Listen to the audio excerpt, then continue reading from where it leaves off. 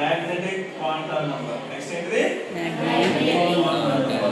It is purely related with the angular moment. Angular ml magnetic quantum number అనగానే గుర్తుంటుంది.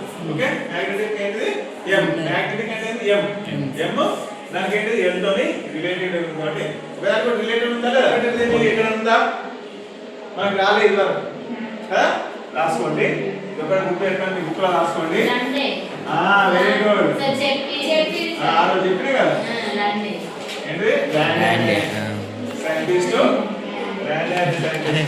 Capital పెట్టాలి పేరు చెప్పగానే ఇది క్యాపిటల్ ల్యాండ్ అయిన సైంటిస్ట్ ఇది మ్యాగ్నెటిక్ క్వాంటం నెంబర్ గురించి వివరించారు first point next this magnetic quantum number is denoted by the what symbol m small m small l ఓకేనా ఈ రెండు మూడో point the magnetic quantum number ml has integer values between ఇది important between -l and l -l and l including 0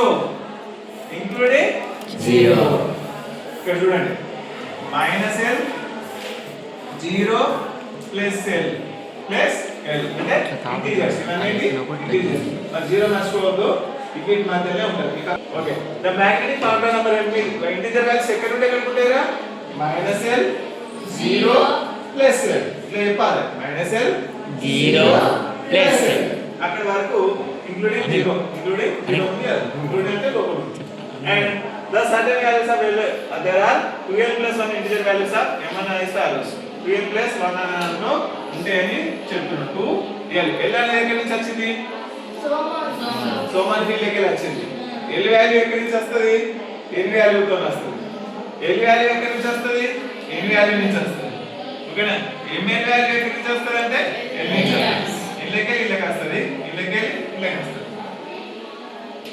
ఓకేనా first one నేర్చుకునేది ఏంటిరా n is equal to 1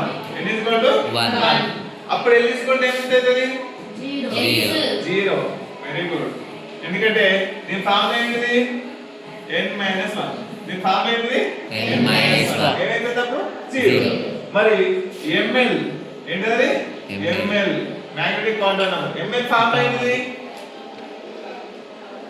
2l + 1 ఏంటిది 2l + 1 ఇప్పుడు l వాల్యూ ఇక్కడ పెడదాం l వాల్యూ ఎంత ఉందా 0 0 అంటే 2 * 0 + 1 2 * 0 అయితే 0 0 + 1 అంటే mn వాల్యూ ఎంత వచ్చిందిరా 1 n వాల్యూ 1 ఉంటే l వాల్యూ 0 అయింది ml వాల్యూ ఎంత అయింది 1 n వాల్యూ ఎంత అయింది 1 అది ఏంటనే ముందు చెప్తా ఏంటనే తర్వాత ఇప్పుడు చూడండి when l is equal to 0 2l + 1 is equal to 1 ఇక్కడ l ఎక్కడి నుంచి వచ్చింది అని చెప్పినా చెప్పాలి మీకు క్లియర్ గా ఎక్స్ప్లెయిన్ చేసిన n is equal to 1 అయితే l is equal to 0 అయింది అప్పుడు ml is equal to 1 అయింది ఇది అవసరం లేదు పార్ట్ గుర్తుంచుకుంటే అయిపోయి పార్ట్ ఓకేనా next when l is equal to 1 2l + 1 is equal to 3 ఓకేనా ఇప్పుడు n is equal to 2 అనుకోండి నెక్స్ట్ షెల్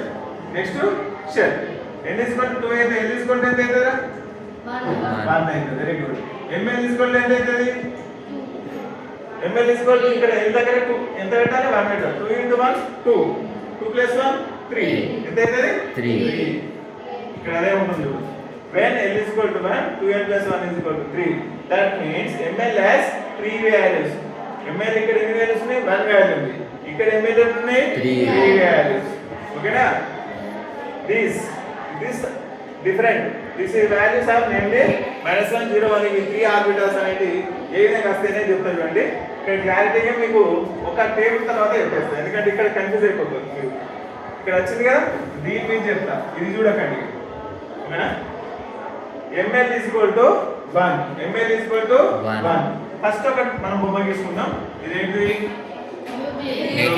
ఇదేంటిది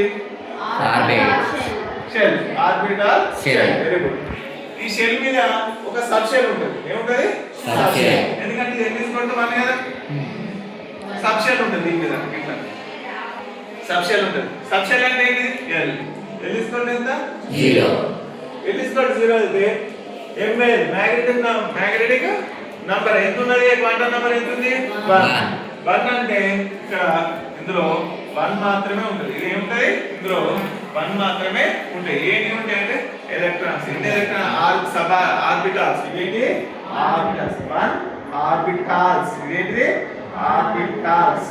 గుర్తుపెట్టుకోండి 1 ఆర్బిటాల్స్. తర్వాత ఇదేంటిరా ఇంకొకటి నెక్స్ట్ ఇది సెకండ్ షెల్. అప్పుడు n = 2 అయితే n = ఎంత అయింది 1. అప్పుడు ml 3.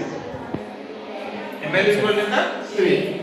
ఇప్పుడు ఇందులో 2 సబ్స్టెన్స్. ఏంటి 2 సబ్స్టెన్స్. ఇప్పుడు ఇది S ఇది P. S లో ఉంటే యాక్చువల్ గా అంతే ఒకటే ఆర్బిటల్ ఉంటుంది. ఇలాగ చేస్తే ఎన్ని ఆర్బిటల్ ఉంటాయి? ఎన్ని ఉండాలి 3 ఉండాలి. మరి ఎన్ని ఉన్నాయి 3 వేయాలి. అవి సబ్ ఆర్బిటాల్స్. ఏంటి అవి ఆర్బిటాల్స్. ఏంటి అవి ఆర్బిటాల్స్. ఇందులో ఒకటే ఆర్బిటాల్. ఇందులో ఒకటే ఆర్బిటాల్ అంటే s ఆర్బిటాల్. ఏంటిది s ఆర్బిటాల్. ఇది s orbital p orbital. s orbital p orbital. Next చూద్దాం. నెక్స్ట్ d కదా. n = ఎంత ఇప్పుడు 1 2 ఏ షేప్ డబుల్ అంటే వెయిట్ లిఫ్టింగ్ చేయాలా? వెయిట్ లిఫ్టింగ్ చేయాలా? డంబెల్ ఇట్లా ఉంటుంది. డంబెల్స్ డంబెల్ ఉండదా ఇట్లా? అది చూడు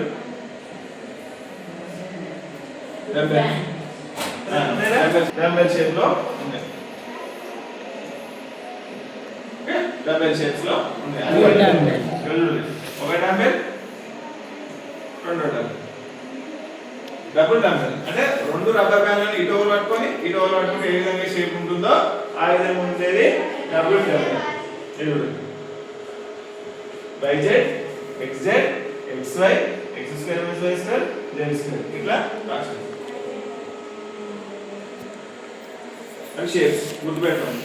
S ఏ షేప్ లో ఉంటది సర్కిల్. P ఏ షేప్ లో ఉంటది డంబెల్. B ఏ షేప్ లో ఉంటది డబుల్ డంబెల్. మరి F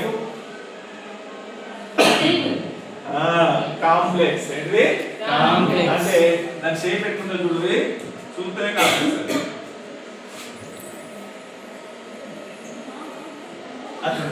అది కాంప్లెక్స్ షేప్. ఏంటది అంటే ఈ షేప్ ఉంటది.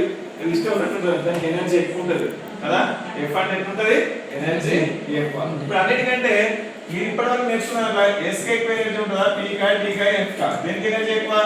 F కి ఎనర్జీ ఎక్కువ. F కంటే తక్కువ D కంటే తక్కువ P కంటే తక్కువ S. అన్నిటికంటే S షేప్ లో కూడా చిన్నదే. షేప్ కూడా చిన్న ఉంటుంది కదా షెల్. తర్వాత దానికంటే కొంచెం పెద్దగా దానికంటే పెద్దగా దానికంటే పెద్దగా F అనేది. ఇది గుర్తుపెట్టుకోండి. మనకేం కావాలి నెక్స్ట్ L కి ఎంత ఫామ్ ఏంటిది? L ఫామ్ n - 1 n - 1 అంటే n ఎంత 1 - 1 అంటే కదా 0. ఇదే చెప్తాను ఒకదాదే. L = 0 L = 1 అంటే L = 0. ఏమైనా తేడా ఉందా? అంటే